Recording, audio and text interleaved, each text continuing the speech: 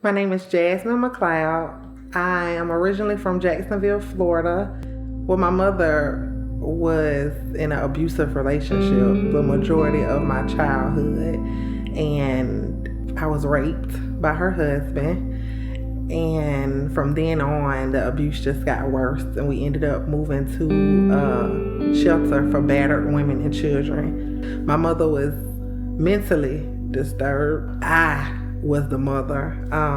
With bipolar disorder, she would most time have regress to childlike function. So I would get up and cook breakfast. I remember even at 12 years old driving myself to school because she just couldn't get up out the bed. My oldest brother, Terrell, he was like a father to me. He would help me in my day-to-day life, taking me to school, feeding me, and just making sure the bills were paid when my mom was absent from the home. He was the provider in my family. My prom, my brother was the one who took me to prom, and he was the only one at my high school graduation present for my family. So he was my backbone. January the 6th, I got a phone call. Terrell had got shot. And when I got there was a body laying in the doorway of the house. And I found out that the body was my brother's. And I was out there from after midnight until 7 o'clock in the morning. I didn't want my brother to feel alone. He was out in the cold, and so I just wanted him to know that I was there with him.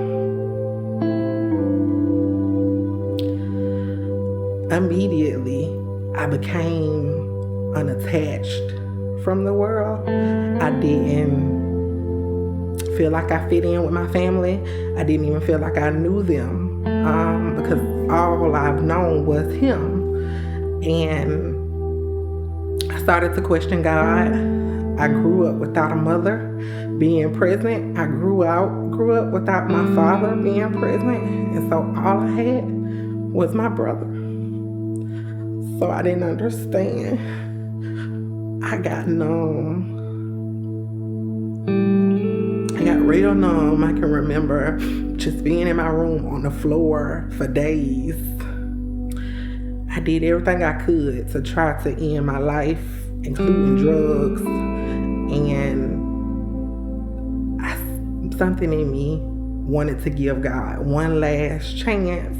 And while I was intoxicated and on drugs, I said, Lord, if you want me to live, I'm going to go to this church. And if someone's there, I'll trust you.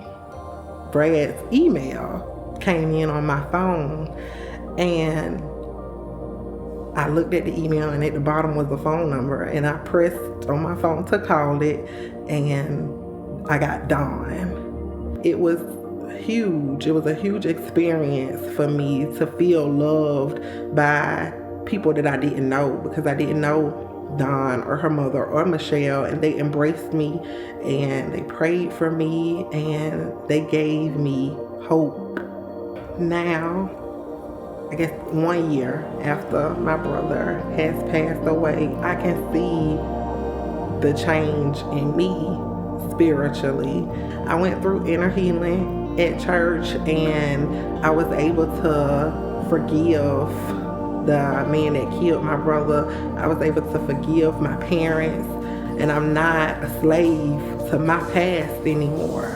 Even now, going through and reliving the pain of my brother dying, he has provided so much comfort for me.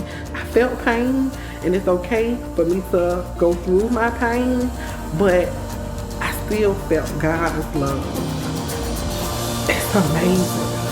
It's amazing for people who really never had anyone and feel like giving up. It's amazing to know that me, it's like little old me. It's many of other people in this world, but me, God saw fit to provide for me, or to make way for me, or to bring someone in my life when I could have been dead. He could have let me take my life, but yet he chose to save me. And that's a grace I could never fully understand, but that I am very thankful for.